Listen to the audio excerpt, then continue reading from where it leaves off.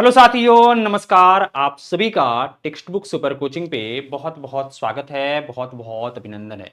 साथियों, आज हम लोग बात करने वाले हैं वेस्ट बंगाल शिक्षक भर्ती के बारे में, जहां पे हम हिस्ट्री के संपूर्ण सिलेबस को समझेंगे, क्या क्या योग्यताएं निर्धारित की गई है उन तमाम चीजों को समझेंगे, एग्जाम का पैटर्न क्या रहा है, उस पैटर्न पर आधारित आपको तैयारी किस तरीके से करनी चाहिए, ये तमाम चीजों पर आज हम लोग चर्चा करने वाले हैं। तो सभी लोग सेशन में जुड़े रहेंगे। साथियों, आप सभी को पता है कि बहुत दिनों के बाद वेस्ट बंगाल में शिक्षक की इतनी बड़ी भर्ती आई हुई है। तो इसके बारे में पूरा डिटेल समझते हैं, कौन कौन से फॉर्म फिल कर सकते हैं, इसमें फॉर्म फिल करने के लिए क्या क्या योग्यताएं निर्धारित की गई है, सिलेबस क्या है, कैसे आप सिलेबस को कवर कर सकते हैं, कौन कौन से फोकस एरिया हैं जो आपको तैयारी करते समय ध्यान में रखना चाहिए, इन तमाम बिंदुओं पर सिलसिलेवार तरीके से हम चर्चा करेंगे और जानने का प्रयास करेंगे।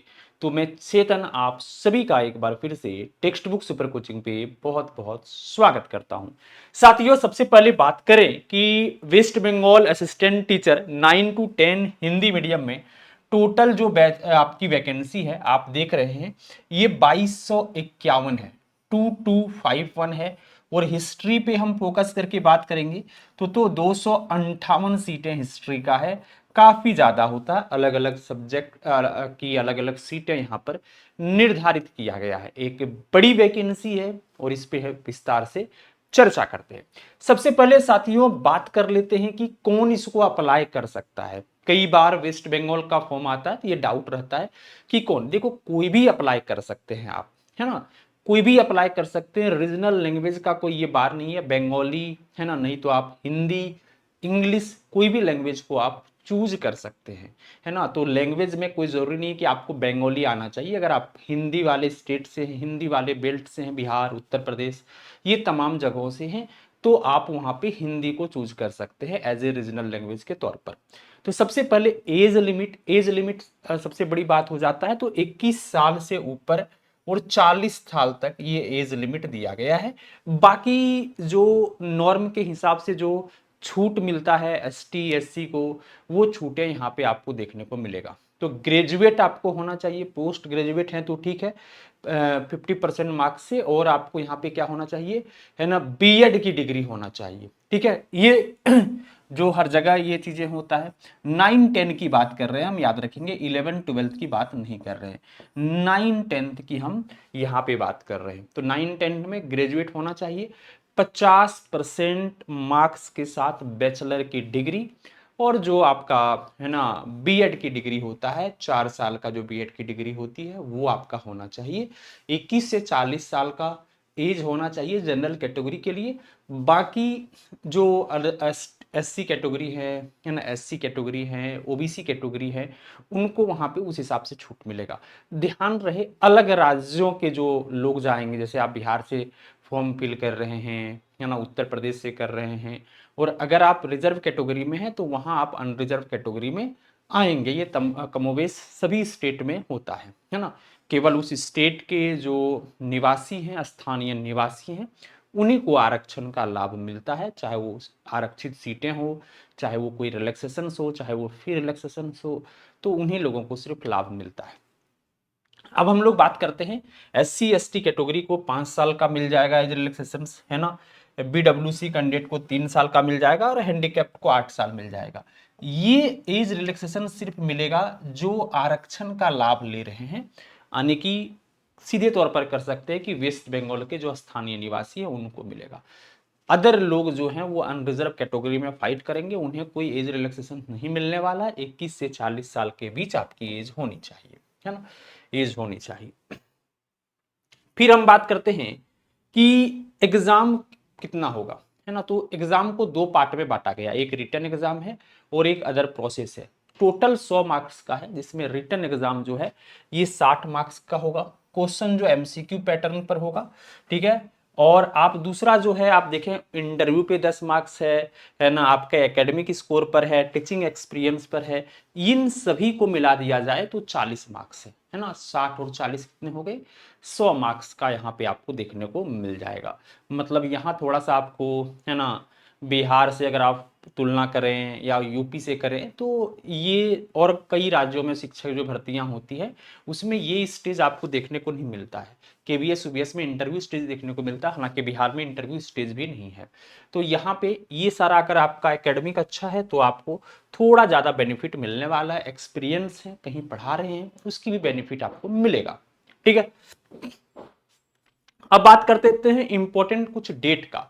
देखिए इस बार गवर्नमेंट पर प्रेशर है, बहुत दिनों की बाद वैकेंसी आई है, तो गवर्नमेंट चाह रही है कि इस वैकेंसी को एक टाइमलाइन में पूरा किया जाए। और पहली बार हो रहा है कि वेस्ट बंगाल ने ना सिर्फ वैकेंसी जारी की है बल्कि पूरे प्रोसेस का एक टाइमलाइन सेट किया है। और बहुत ही कम संभावना है कि इस टाइमलाइन का डेट एक्सटेंड हो। कोई भी चीज़, या फॉर्म भरने का या एग्ज़ाम का या फाइनल मेरिट लिस्ट का, कुछ भी एक्सटेंड नहीं होने वाला है। तो इसी महीने के 16 तारीख से फॉर्म की ऑनलाइन शुरू हो जाएगी, 5 PM से शुरू हो जाएगी। और 14 तारीख को, अगले 14 जुलाई तक आपके फॉर्म डाले जाएंगे, है ना। 14 जुलाई तक आपके फॉर्म डाले जाएंगे। तो ये एक चीज़ें हैं। फिर आप देखोगे tentative date of written test, है ना, जो एग्ज़ाम का डेट है, ये एक इम्पोर्टेंट है कि कब एग्ज़ाम का डेट है। फर्स्ट वीक ऑफ सितंबर, है ना, आने की आपके पास कौन सा, जुलाई, है ना, जुलाई आपके पास बचा हुआ मंथ है, और अगस्त बचा हुआ मंथ है ना, और जून आधा, आने की आप बोल सकते हो यहाँ पे 30, 30, 60, आने की अप्रोक्स आपके पास 90 दिन का समय है। ये 90 दिन या तो सोने में गुजार दो या तो आप सोना बना सकते हो, है ना। सिलेबस बहुत बड़ी है, आप सभी को पता होगा। अगर आप सिलेबस देखे होंगे तो मोस्टली हर सब्जेक्ट में हर टॉपिक को यहाँ पे दिया गया है। तो आपको फोकस सब्जेक्ट के फोकस एरिया पे फोकस करना पड़ेगा इस एग्जाम को क्वालिफाई करने के लिए। ठीक है, तो ये हमने देख लिया। फिर रिजल्ट अक्टूबर में रिजल्ट आ जाएगा, है ना, इसका रिजल्ट का भी डेट दे दिया गया। इंटरव्यू नवंबर में हो जाएगा, है ना, है ना, पब्लिकेशन ऑफ पैनल, ठीक है। उसके बाद जो काउंसलिंग है ये 29/11 तक कर लिया जाएगा, 29/11 यानी कि नवंबर में, यानी कि दिसंबर तक, इस साल के 2025 के लास्ट में, यानी कि दिसंबर तक इसकी सभी प्रक्रिया पूरी कर ली जाएगी। तो अच्छा समय है, जो जब ऐसे समय में जब काफ़ी स्टेट में एग्ज़ाम को लेके, मतलब जैसे यूपी को ले लिया जाए तो यूपी टीजीटी पीजीटी का लगातार एग्ज़ाम डेट कैंसिल हो रहा है। बिहार में ले लिया जाए तो टीआरई का अभी तक वैकेंसी नहीं आया है ना। ऐसे में जिनको बहुत जल्दी जॉब चाहिए दिसंबर तक में, और ये वेस्ट बंगाल एक अच्छा जगह भी है ना, काफ़ी बड़े बड़े शहर भी हैं, कोलकाता, आसनसोल, और कुछ तो जो बिहार से सटे हुए इलाके हैं वहाँ आपको बहुत ज़्यादा लैंग्वेज का प्रॉब्लम भी नहीं होने वाला है। ठीक है, तो ये तमाम चीज़ें आप याद रखेंगे। क्लियर है। वेस्ट बंगाल में भी केवल बंगाली मीडियम नहीं, कई हिंदी मीडियम के भी स्कूल हैं, कई अंग्रेजी मीडियम के भी स्कूल हैं, जो कि वेस्ट बंगाल सरकार के अंतर्गत आता है। तो सभी लोग ऑल ओवर इंडिया जितने भी लोग हैं, यूपी बिहार एमपी, सभी लोग फॉर्म डाल सकते हैं, कहीं कोई दिक्कत नहीं है। ठीक है, अब हम बात करते हैं कि सिलेबस की, है ना। तो मैथमेटिक्स में अलजेब्रा ज्योमेट्री जो सिलेबस होता है, साइंस में फिजिक्स आपका, में सोशल साइंस में हिस्ट्री आपको देखने को मिलेगा, हिस्ट्री में ज्योग्राफी, है ना, ये सब जो जनरल पेपर होता है वो देखने को मिलेगा। इंग्लिश, बंगाली, हिंदी, ये सब में कोई भी एक पेपर आप रख सकते हैं। क्लियर है। तो मैं यहाँ पे बेसिकली बात करूँगा हिस्ट्री के सिलेबस के बारे में। तो अगर हिस्ट्री के सिलेबस के बारे में बात किया जाए तो हिस्ट्री का सिलेबस में लगभग लगभग पूरी हिस्ट्री को कवर किया गया है। आप देखेंगे सिंधु घाटी सभ्यता से लिया गया है ना, इंडस वैली सिविलाइजेशन यानी कि सिंधु घाटी सभ्यता से लिया गया है। फिर दिल्ली सल्तनत के बारे में बात किया गया है ना, यानी कि प्राचीन भारत का जो इतिहास है वो हमें पूरा देखना है। एक तो ये हो गया प्राचीन भारत की इतिहास, है ना, प्राचीन भारत का इतिहास को हमें पूरी तरीके से देखना है, इसमें तो कोई दो राय नहीं है, ये देखना है ना। बाकी इसी को अलग अलग करके बताया गया है ना, क्या क्या चीज़ों को देखना है। दूसरे प्रोसेस में जब हम जाएंगे तो आप देख सकते हैं कि बैटल ऑफ प्लासी आ गया, बक्सर का युद्ध आ गया, है ना, ये चीज़ें आप देखेंगे। तो यहाँ पे देखिए जहांगीर, ये सब चीज़ें को बोला गया है। तो आप प्राचीन भारत के साथ साथ मध्यकालीन भारत के इतिहास को भी देखेंगे हम लोग, है ना, मध्यकालीन भारत की इतिहास। मध्यकालीन भारत का इतिहास, यानी कि इतिहास का जो 3 पॉइंट होता है वो तीनों आपको देखने की जरूरत पड़ेगी। लेकिन हम बेसिकली जैसे मीर कासिम, मीर जाफर, जो बंगाल मुर्शिदाबाद के आसपास जो घटनाएं जो हुई है उसको ज़्यादा फोकस करके हम लोग देखने वाले हैं। और फिर हम लोग देखेंगे आधुनिक भारत का इतिहास। ठीक है, आधुनिक भारत का इतिहास, तो इसको आप 3 पार्ट में बांट सकते हो। प्राचीन भारत का इतिहास है ना, मध्यकालीन भारत का इतिहास और आधुनिक भारत का इतिहास, इसे हम लोग 3 हिस्सों में डिवाइड कर सकते हैं। और बड़ा ही ऐसा नहीं है कि मतलब आप अगर वेस्ट बंगाल के सिलेबस को देखोगे ना तो काफी कॉन्सेप्चुअल सवाल पूछा जाता है ना। तो वेस्ट बंगाल एक ऐसा स्टेट है जहाँ पे पहले जो शिक्षक भर्ती हुआ है उसमें देखा गया कि कॉन्सेप्चुअल है ना एंड फैक्चुअल दोनों तरह के सवाल पूछे गए। ठीक है, तो आपको इतना बड़ा सिलेबस है ना, आपको एक अच्छे मेंटोर की जरूरत पड़ेगी। और वह उसके बारे में भी हम आगे भी चर्चा करने वाले हैं। ठीक है, तो अब देखिए अब क्या है ना, इन भारत का विभाजन ये सब तो आधुनिक भारत में ही आ जाएगा, है ना। फिर विश्व का इतिहास आपको पढ़ना है। विश्व के इतिहास में कुछ सेलेक्टेड चैप्टर है, वर्ल्ड हिस्ट्री जिसको बोलते हो। तो इतिहास को हम 4 पार्ट में बांट सकते हैं। इसे हम लोग बोलते हैं विश्व का इतिहास, वर्ल्ड विश्व का इतिहास। अब पूरे विश्व का इतिहास में सभी चीजें नहीं पढ़ना है। जैसे हमें क्या पढ़ना है, फ्रेंच रिवॉल्यूशन, फ्रांस की क्रांति, है ना, नेपोलियन के बारे में पढ़ना है हम लोग को, नेपोलियन बोनापेट के बारे में पढ़ना है ना, वियना कन्वेंशन क्या है इसके बारे में पढ़ना है। ठीक है, जर्मनी का एकीकरण, हिटलर उटलर, ये सब के बारे में पढ़ना है।